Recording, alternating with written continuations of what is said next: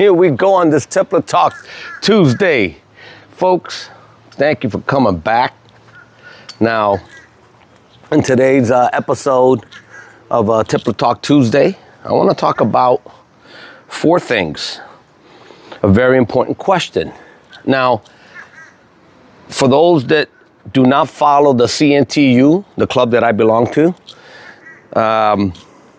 one of the members asked an important question. Are bloodlines built or bought? Agree or disagree? Meaning, can you create, build, reproduce a good flying type of bird? Or can you just buy them? And I find that question is a really kind of on the fence, in the middle, right down the road, in the middle question. It can go both ways. For me, it has a lot of meaning on both ends. You can actually create a good line of birds if you know what you're doing. And over time, a long period of time. Now, how long does that take? It depending on the fancier. It will determine whether you're going to be successful or not. Now, the flip side of that is you could also go buy the cream of the crop. You could buy the best of the best and still not guarantee you that you're going to have true winners in that stock. I believe that when you do buy birds from a good breeder, competitor, flyer, whatever you want to say, a good team of birds, you are at a advantage from the guy that bought something from, say, the pet shop for $3, $7, $10 on the run. Not the same, because someone's already taken the work out of it. They've produced or they've recreated a great flying bird. But also, as a fancier, you can destroy a good breed, a good line of birds. So this is the reason why it can go both ways. I've seen guys make lemonade out of lemons, meaning they can go to a pet store, look at the bird, decide, okay, I'm gonna work with this, and maybe get lucky. I mean, the percentage is not high, is low, but they can still accomplish it. They can still do it. Then I've seen guys that get birds automatically from a top breeder, and before you know it, within a few years, the birds are no good because they didn't mate them properly, they didn't train them properly, they didn't take care of them properly. So it also brings me back into my question. My question is going to be, do you, when you have your birds in your loft and you consider them top notch flyers or performers, 4 things to look at. You got the breed, the line, the bloodline, right? Where you got the bird from. You have the loft conditions, the loft itself. You have the nutrition part of it, how you take care of the birds, what do you feed them. And the 4th is the health. Is the bird healthy? So you have not only the 4 lines, right? You have the bloodline, the loft, how it's constructed, how it's built. You have the health, and you have the nutrition part of it. 4 things that you got to look at. In your opinion, everyone watching out there, in your opinion, what do you see in your loft? What do you go by? You go by the line of the bird?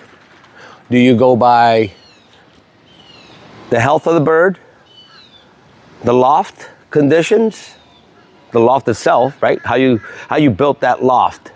And then you have, of course, the line of birds. Where'd you get the line? Your first set of birds. And I'll say this bird that you see right here, this print, this bearded, slightly bearded hen, this is actually a throwback. I don't have many like this anymore.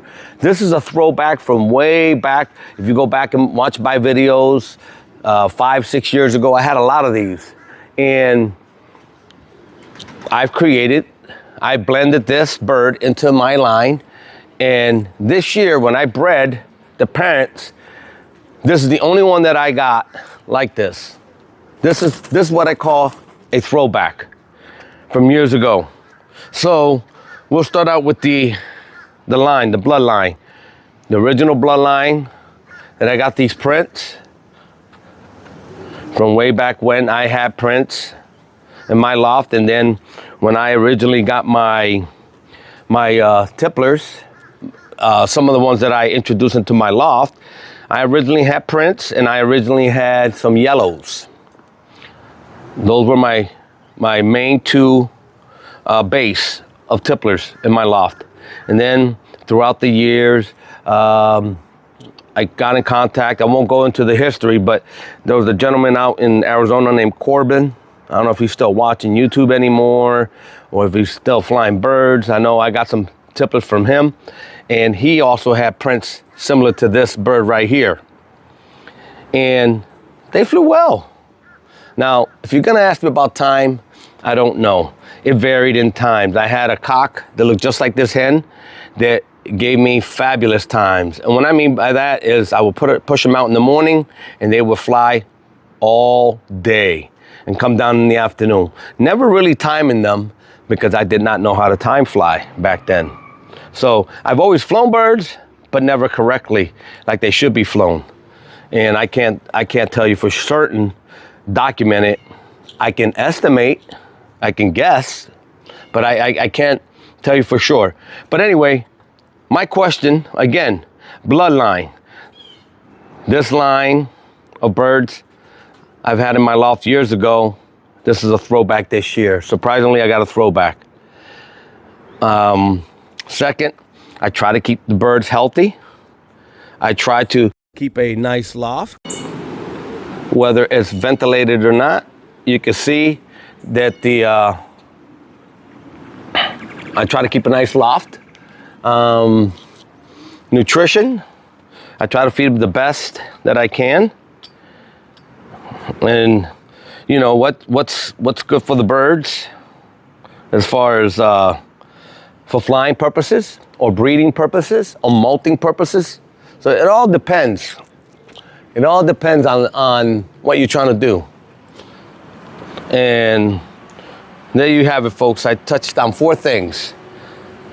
The line of birds you may have, the loft you may have. Is the health of the bird great? As you can see, I have 4 of my nice old hens flying on this nice breezy day. You see?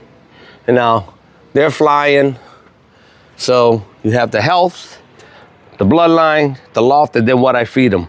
Obviously, I don't have anything to show right now, but I start out, of course, with the barley and then blend in the purative and so on. So, and I'll also be tweaking that. But next year is going to be a different year. So next year, I will try my best to get a better time out of my young bird team.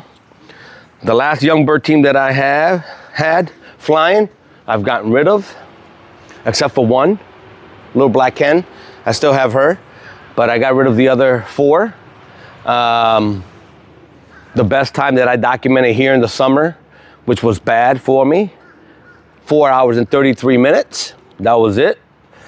And I'm not ashamed to air out my deficiencies in my loft here of what I'm trying to do. I'm not afraid to tell the world that, you can't be great all the time. And not to mention, I never say that I'm great, but to want to be great are 2 different things. I would like to be great, but I don't say I'm great. But but I also admit my faults when I see them. So I had to give up on that team. I stopped working with that team. I got rid of them, moving on to something else. I got plenty of birds to work with, plenty. I don't need any more birds than what I already have. And I just have to sift through my birds and see what works and see what doesn't work here at the Red Eye Loft. So folks, for those out there that are watching, those 4 questions. What makes your loft top notch to fly? Is it the bloodline? Is it the way you have your loft set up? Is it the nutrition you feed the birds? Or is it the health of the bird? If your birds are down, of course you're not gonna get great performance. If your birds are really healthy, are you gonna get great performance? But what's the peak? What is the limit on the great performance? So, like always, folks, please like, share, and subscribe. Keep the hobby alive. We talk about that the hobby's dying. I don't see that happening. I don't ever see that happening. The hobby's been around for so long, for so many years, and way back when before creation, basically. The pigeon's been around a very long time. So folks, keep watching my videos. Thank you for coming back on this Tippler Talk Tuesday.